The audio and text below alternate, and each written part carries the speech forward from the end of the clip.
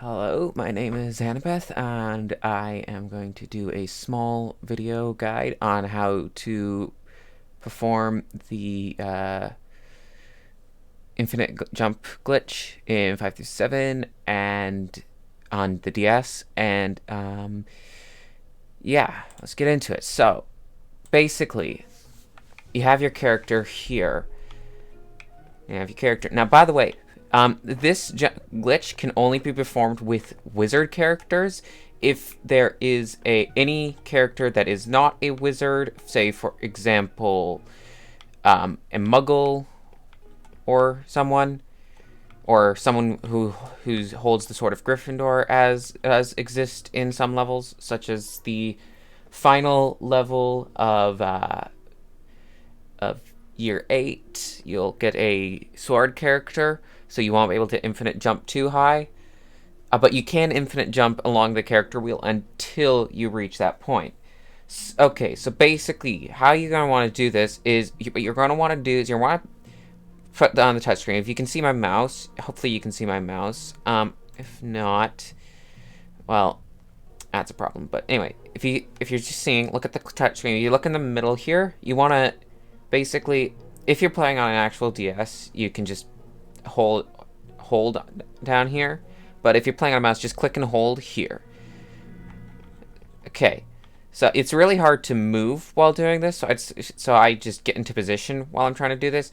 And then what I do is I just jump. And if you can see my input display, after jumping,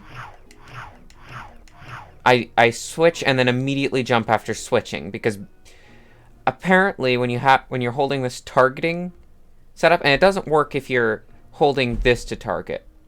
See, you can't jump, and you can't switch, and you also can't move. If you're doing this, by the way, you can move around, by the way, which is useful for basically as you're running towards this, you can set it up, and then just come up here, and then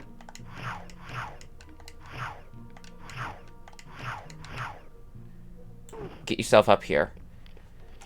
But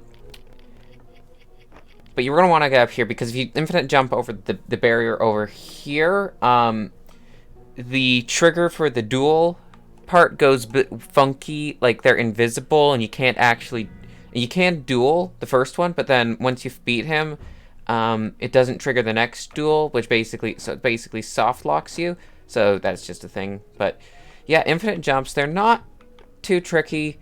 All it takes is just hold down this targeting with the touch screen, and then just switch characters and jump. There's quite a few places this is useful, and I haven't really tested it to its full potential for like collectibles. Of course, in free play, when you have characters that are muggles or something, so I'm gonna have to knock. But no, I think I still get a muggle. I still get Dudley on there for strength. No, maybe not. I don't know. I haven't really fully tested free play in this game, if I'm being honest. But yeah, it's pretty good, and it is essentially infinite. As you can see, I can just keep going. Eventually, I turn invisible. I'm still going.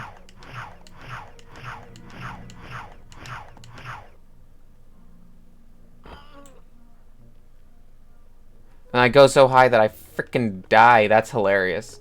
But yeah. Huh. That's interesting. But there's also a small gap here you can fall into. But yeah, it's a very simple trick, not difficult at all if you're trying to learn it. So I'd suggest it, because this is pretty much the only known glitch for this game so far.